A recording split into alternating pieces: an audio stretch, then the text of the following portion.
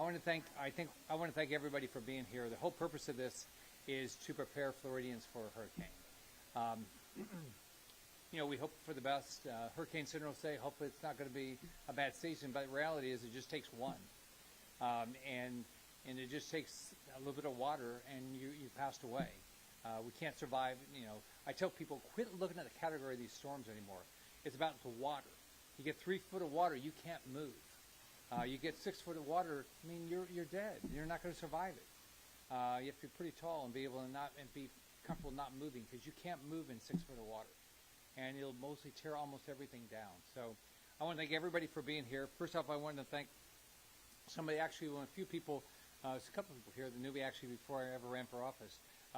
Congressman John Rutherford was the sheriff at the time, and where's Karen Bowling?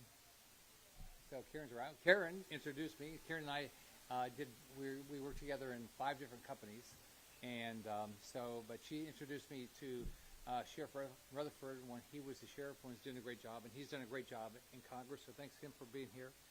The most important elected official in every county and in the state of Florida is actually the sheriff. The sheriff, they get more stuff done. We have great sheriffs now in all 67 counties. We had 66 sheriffs before. Now we have one in Miami-Dade, Rosie. And our sheriffs they are troopers. And if you look at who gets the stuff done in their county, who knows everything that's going on, it's the sheriffs. We had 4 bad hurricanes when I was governor, and I put a lot of pressure on the utilities to get the power back on. And I said, if you want to know what you need, if you want to know what's needed in a county, the one person you should get to know, and you get to know before the hurricane, is the sheriff. They know everything that's going on in their county. I also want to thank Fire Chief Sean McGee for being here. And by the way, after a hurricane, wherever it hits the state, our sheriff departments, our fire departments, our police departments, they go to the problems, and there's unbelievable support around each of them. They'll show up, like we had Michael back in 18, right before when I was running for the Senate in Panama City. And it was the only storm of those that hit at night, but we had highway patrol, sheriff departments, police department, fire departments, all trying to clean the roads to get people out, because Mexico Beach was a complete disaster. I just want to recognize some of the people that are here. I want to recognize State Rep Kim Kendall, Commissioners Ann Taylor, Clay Murphy, and I think Clay's wife's here too, Pamela. My friend Karen Bowling, who I've worked with a lot. Chris is here. Chris Ware's here. What they're trying to do, and let me just talk about that for just a second. So when I was governor, you knew that where we needed to invest our dollars, and more dollars, was in our technical schools and our state colleges, because you knew that's where the jobs are. And it was so hard. It was easy to get money for the University of Florida, easy to get money for FSU, but it was a pain to get money out of the legislature. And what we really needed was more focus on STEM at the university level, and then on all the normal workforce jobs, the welding jobs, all those are good paying jobs. And so I want to thank Chris for what he's doing. I want to thank Karen for what you're doing to make sure those get jobs. I saw an editorial cartoon, I think this morning. It had a red carpet, and it was for kids graduating, I think, with a welding degree. Do you know, by the way, do you all realize this? 43% of recent college graduates do not have a job that requires more than a high school diploma. That tells you that our higher ed has to do a better job. They got to get people focused. Like when I went to school, if you weren't going to school to be a lawyer, a doctor, a teacher, you weren't going to college. I mean, that's why you went. You didn't go there. We had no basket weaving, none of the others. No, I can't say anything about anthropology because my daughter got a degree in it. So I'll tell you a quick aside. So 6 months into the job, I'm giving a speech about education. I said, I'm focused all the higher education on STEM degrees. And I said, I don't think there's a job for an anthropologist in the state. My daughter calls me the next day. She said, Dad, I'm the #1 store on Yahoo. You might remember my undergraduate was in anthropology. I said, how'd that go over for you? I said, didn't you have to get a graduate degree? So she still defends it. We got Daniel Corbeau with State Senator Tom Leake. We've got Sergeant Jonas Garmalaga, Commander Josh Underwood, Lieutenant Keith Oakey, and Patrol Chief Kevin Cronin and Deputy Brandon Jackson. And I hope I didn't mess up anybody's name. And then we have Councilman Chris Mueller from Jacksonville and County Administrator John Andrews. This is a team event. Here's the way this works. If you don't take care and prepare yourself, you're putting yourself at risk to die. It's as simple as that. Nobody up here, and everybody up here will bust their butt to save your life. Nobody up here can do anything in the middle of the storm. After the storm surges up 3 feet in your house, you are not, and once the tornadoes start, which they start before the hurricane, they can't get out there. If the wind's hitting 40 miles an hour, they can't be on the roads. So you have to take care of yourself. And then what's going to happen is everybody up here, everybody in the local, all the first responders, everybody elected, they're going to bust their butt to help you. But they can't help you in the middle of a storm. Then after that, the state's going to make sure we ramp in all the resources around the state, which is really local resources, not state resources. It's sheriff's departments, fire departments, all that. And then the federal government is simply a check writer. Everybody sits here and wants to act like, oh, FEMA's going to save my butt. They're not. They write checks. They don't have a whole bunch of first responders. They don't have a whole bunch of tarps. They don't have a whole bunch of RVs. They have none of that stuff. They write checks. And they're a response to one person, the governor of that state. So what has to happen is I'll do everything I can to make sure FEMA has all the funding, but reality is it's up to the governor, and it's up to, you have to have a program that FEMA historically funds. They don't fund to build everybody's house back. They don't fund everybody's food and water and all that stuff. They fund a specific program. So I just want everybody to get ready. I don't want anybody to die. So now let me turn it over to my friend, Sheriff Congressman John Rutherford. Thank you. Thank you very much, Senator. John he does a great job in D.C. Thank you. Thank you. You know, I have to tell you, some of the best times that I had as sheriff, and the worst times, actually, were our time together in EOCs all over the state. But I want to say this in preparation for the hurricane season that begins this Sunday, June 1st, and it's going to go through November 30th.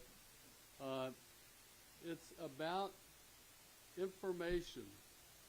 Folks, you've got to make yourself, you have to stay informed. That means you have to have communications in case electricity goes out and you don't have a battery-operated radio.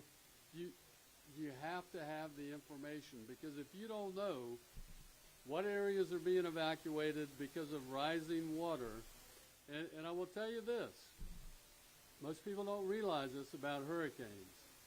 The greatest danger and the greatest killer during a hurricane is freshwater flooding. Freshwater flooding.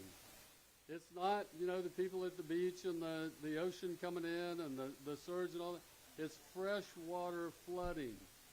So you have to be aware of where those evacuation points are at. And the way you do that is you stay informed. You listen to, as long as you can on the television, to the EOC, the Emergency Operations Center operators, to the governor, to the state and local law enforcement that are going to be giving you the information that can really help to keep you alive.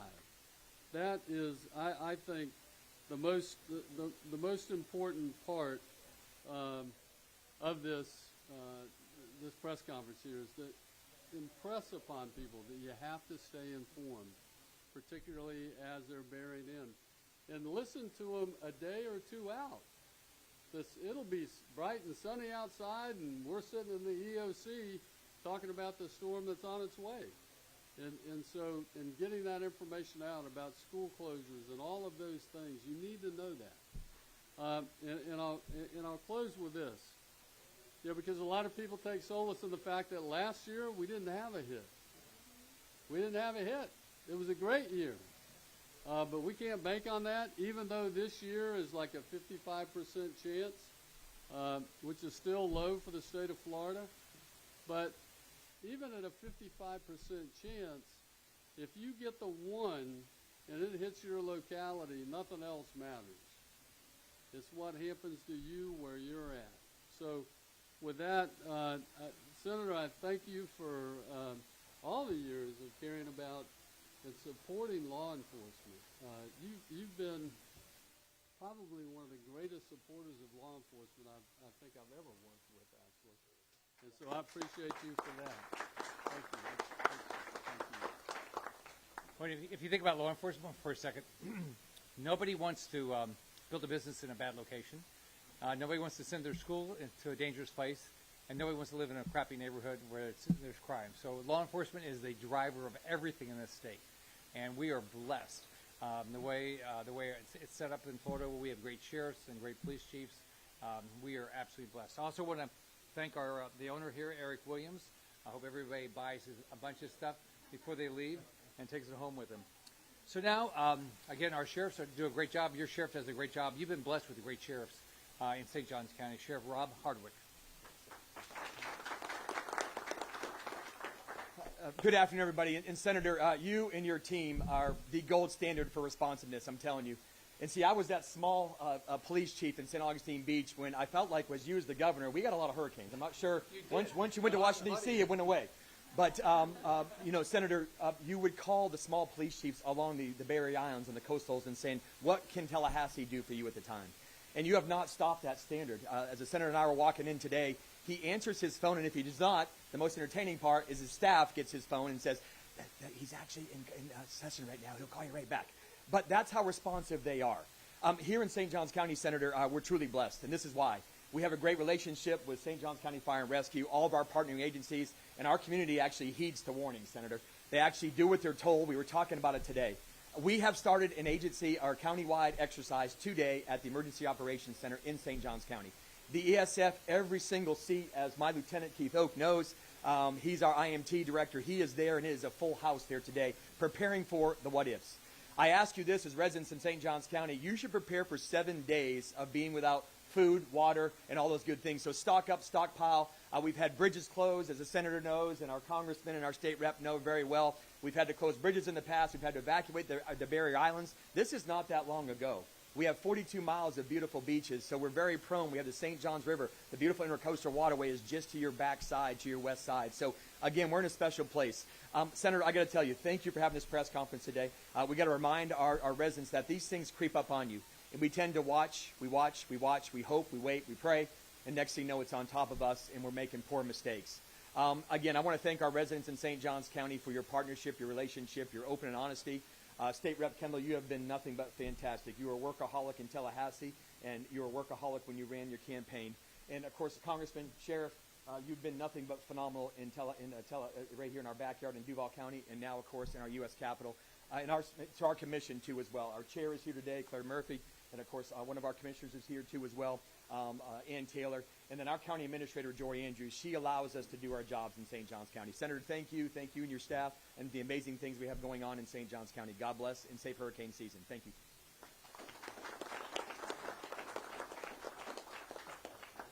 You know, St. Johns County, when I knew a little bit about it because of Karen, but when I became governor, St. Johns County has great schools, and they have great law enforcement, and everything in St. Johns County works. And so they do it.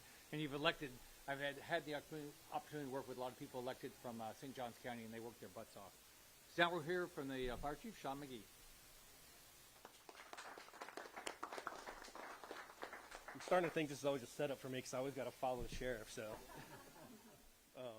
anyway, everybody behind me has highlighted the main topics as we enter hurricane season. A couple things I would just like to address from my perspective is, one, for everybody to know their evacuation zones, know if you're in one, have a plan if you're in one of what you're going to do when it's time to go, have your family be aware of that plan, and have your go packs ready with your important documents, medications, and heed the warnings of emergency management. And here in St. Johns County, the EOC, you can follow a lot of what's going on the St. Johns County Management's website. Announcements, school closures, evacuations, and what's happening there. I appreciate the opportunity this afternoon to come out and acknowledge, the start of hurricane season. Hopefully we'll be blessed and it'll avoid us. Again, one other thing I'd like to highlight specifically for St. Johns County is, in the event that we do call for evacuations, I want to remind everybody that our fire stations that are in evacuation zones will be pulled back and evacuated. And so if you decide to stay, you do that at your own risk, and I cannot guarantee, when we will be able to get to you. So just keep that in mind. I encourage everybody to follow evacuation orders. We will do our best to get to you if we can, but it becomes extremely difficult for those that stay in the evacuation zone. So thank you, Senator Scott, for this, and I'll turn it back over to you. Thank you. So the sheriff's office will have a website. The state has a website. Fire chief, I'm sure, has a website. The federal level is ready.gov. You can go there and get a plan. 7 days of water, 7 days of food. Get all your medicine. Get all your documents. Make sure you do a video of your house inside and out, so you can show your insurance company what you own and what your house looked like before the storm. Because afterwards, most people don't keep track. Oh, I bought that TV. You don't keep any of that stuff, and you've got to prove all this stuff to the insurance company. So, but the biggest thing is stay alive. Now, you can rebuild that house. You can't rebuild a life. Even when my oldest grandson was 3, he could say that. I said it so many times when I was governor, so he could say it. But I want to thank everybody in St. Johns County. You have a wonderful place to live. I hope to God we don't have a hurricane, but prepare for it just in case we do. So have a great day. Bye-bye.